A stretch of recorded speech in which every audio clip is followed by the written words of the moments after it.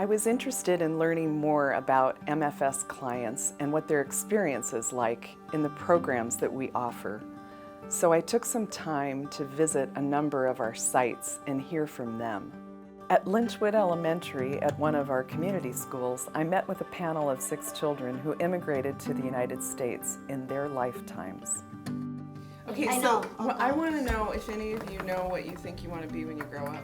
Oh, all right. I got 5. Okay, no. let's hear it. Next guy's right. Okay. President of the United States. Why do you want to be president? Well, I want to change the laws of rental.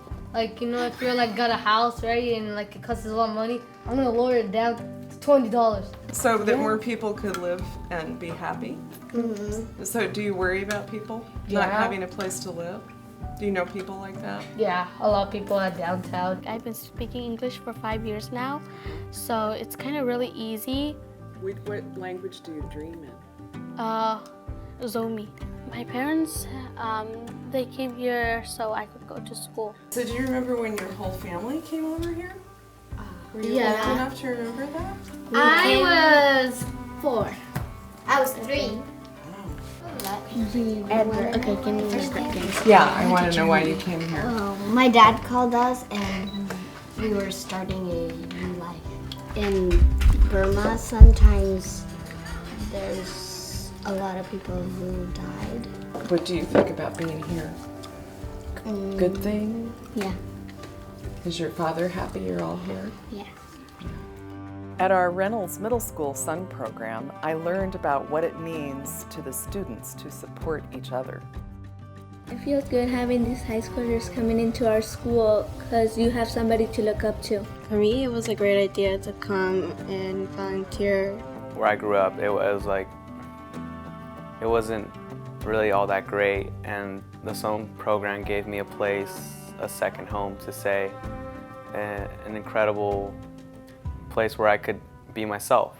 So it definitely helped me open up and be more confident in myself. It also taught me more about how to be a better person in the community, how to volunteer and give back. You know, we're just like a little family, per se, because we take care of each other and we teach each other new things.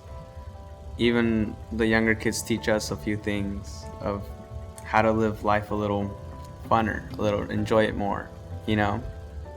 And I think that's important, to enjoy your life. We've all gained such valuable things from this program that it just makes us want to come back. We can't stop coming back. I'm preparing for college.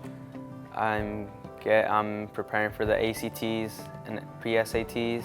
I'm excited to move on to the next chapter of my life. At Ready, Set, Go, I met parents and grandparents who are actively engaged with their children and grandchildren through our parent-child interaction groups. They shared about new ways they're caring for their children after learning parenting skills they never knew before. After all these classes, after being here with them all the time, I go back to school because I see the passion that they have to the kids. And I was like, oh, I can do something too. So I went back to school.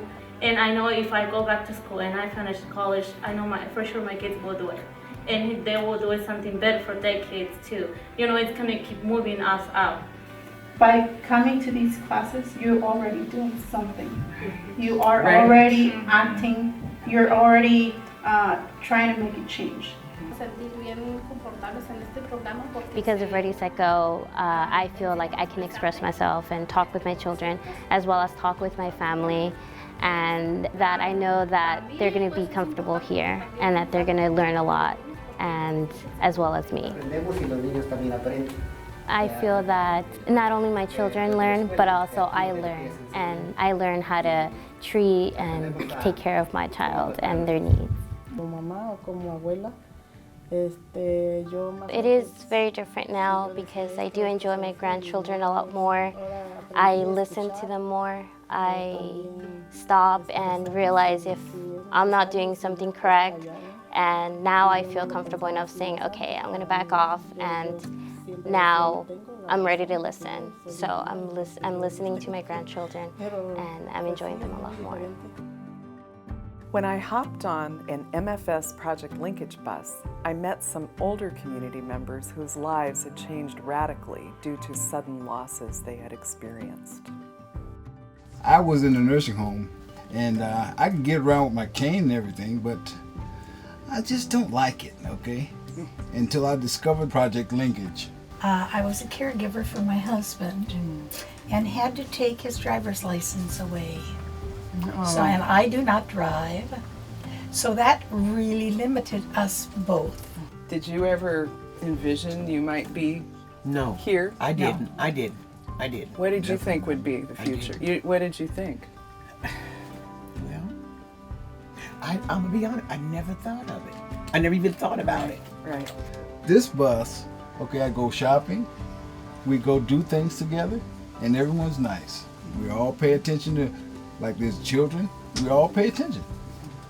And if there's pets, we all pay attention to the pets. It makes life totally different from being pent up in the house, looking at four walls, and being able to get out and enjoy company and enjoy the weather. And you have such respect for each other. Yeah, it's how it's supposed to be, huh? Exactly. It is so wonderful to be able to meet so many people that you didn't know, and we've just become a family. We were both people that were out and about, doing our own thing. And all the time. We have to encourage ourselves sometimes. The road gets kind of rough and long, but if I just sit there and never try to pull myself up, I'll just be sitting here. Try to stay positive. It's not the end of the world getting old. I still feel in my teens in my mind. Oh yeah, that's so true. I'm with you.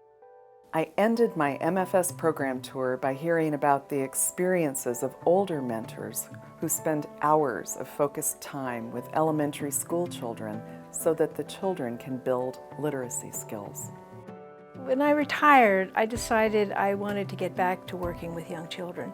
I have grandchildren, 2 grandchildren, but they live abroad, so I rarely see them, or never for long enough, and I miss that connection. I got involved with working with kids when my daughter was in kindergarten at Fabian. I was a room mother. My daughter, who's a nurse, who said, Mom, just give it a try. First I said, I don't know if I want to go back in the schools. And in fact, I told people I don't want to go back in the school. That's what I said. She said, just give it a try, Mom. And I did. I was so lucky myself. I had 2 parents. They both spoke English. They both encouraged me to go to school, to do well. They helped me with their homework. I mean, you couldn't have a better childhood than I did. And when I read about some of these kids coming from single-parent households and gang-ridden neighborhoods and parents who were recently immigrated here, can't speak English, can't help them with their homework, how lucky I was. And I thought, well, maybe I could do something with these kids. And it really did change my life. We all agree, we really look forward to it. And when they have days off, like furlough days, we mind it because we want to be there. Not only do you know that you're helping these kids, but it makes me feel, boy, I'm really doing something. I don't sit and worry about my aches and pains as much. It's kind of hard getting up, getting ready to go, but once I get there, I kind of forget about my aches and pains. I'm proud of myself that I'm doing it. This is a card that I got from a little girl in 5th grade. I've been with this girl for now 3 years. She's a Burmese girl who was brought up in one of those Thai refugee camps. Her name is Moe. She writes this little Mr. Reader card, and she says, Dear Mr. Reader, thank you for working with me this year. We appreciate your support in our classroom in 2013 to 2014. I was given a great gift from you, your time. How about that? Gee, what a thought. And I think to myself, I was given a great gift from you, your time.